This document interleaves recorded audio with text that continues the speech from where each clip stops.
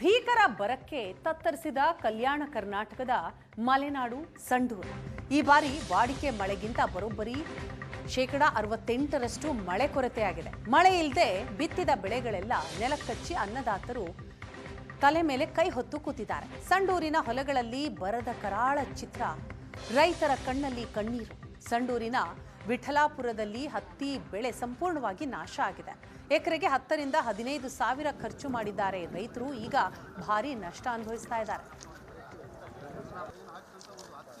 ರಾಜ್ಯದಲ್ಲಿ ಅತಿ ಹೆಚ್ಚು ಬರಗಾಲ ಇರ್ತಕ್ಕಂಥದ್ದು ಅದು ಬಳ್ಳಾರಿ ಜಿಲ್ಲೆ ಅಂತ ಹೇಳಿದ್ರು ತಪ್ಪಾಗಲಿಕ್ಕಿಲ್ಲ. ಯಾಕಂದರೆ ಈ ಬಾರಿ ಸಂಡೂರಿನಲ್ಲಿ ಪ್ರತಿ ವರ್ಷ ಕೂಡ ವಾಡಿಕೆಯಂತೆ ಅತಿ ಹೆಚ್ಚು ಮಳೆ ಆಗ್ತಾ ಇತ್ತು. ಆದರೆ ಈ ಬಾರಿ ಸಂಡೂರಲ್ಲಿ ಕೂಡ ಮಳೆ ಕೈಕೊಟ್ಟಿದೆ. ಪರಿಣಾಮ ತಾವಿಲ್ಲಿ ನನ್ನ ಬಲವಾದ ನಾವೀಗ ಏನು ಹತ್ತಿ ಬಿತ್ತಿರ್ತಕ್ಕಂಥ ಹೊಲದಲ್ಲಿದ್ದೇವೆ. ಸಂಪೂರ್ಣವಾಗಿ ಹತ್ತಿ ಯಾವ ಲೆವೆಲ್ ಇರಬೇಕಂದ್ರೆ ಮುಂಗಾರಲ್ಲಿ ಬಿತ್ತಿರ್ತಕ್ಕಂಥ ಹತ್ತಿ ಕನಿಷ್ಠ 3 ರಿಂದ 4 ಅಡಿಯಷ್ಟು ಎತ್ತರ ಇರಬೇಕು. ಆದರೆ 2 ತಿಂಗಳು ಆಗ್ತಾ ಬಂದರೂ ಕೂಡ ಏನು ನೆಲದಲ್ಲೇ ಹತ್ತಿ ಕುಳ್ಕೊಂಡಿರೋದು ಸಾಕಷ್ಟು ಇಲ್ಲಿಯ ರೈತರಿಗೆ ಆತಂಕವನ್ನು ಮೂಡಿಸಿದೆ. ಯಾಕಂದರೆ ಸಂಡೂರು ತಾಲೂಕಲ್ಲಿ ಕೆರೆಗಳನ್ನು ತುಂಬಿಸ್ತಕ್ಕಂಥ ಕೆಲಸ ಮಾಡ್ತಾ ಇಲ್ಲ.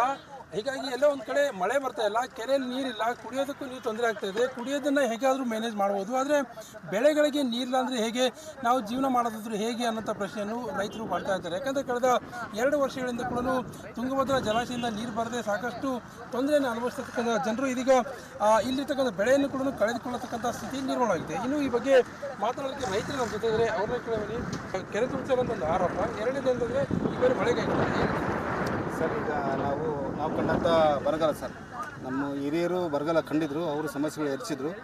ಆ ಕಾಲದಲ್ಲಿ ಅಂದರೆ ಅಂತರ್ಜಲ ಇತ್ತು. ಈಗ ಅಂತರ್ಜಲನೂ ಇಲ್ಲ, ಮಳೆನೂ ಇಲ್ಲ, ಬೆಳೆನೂ ಇಲ್ಲ, ದನಗಳಿಗೆ ಮೇವಿಲ್ಲ, ಕುಡಿಯೋಕ್ಕೆ ನೀರಿಲ್ಲ. ಇಂಥ ಪರಿಸ್ಥಿತಿಯಲ್ಲಿ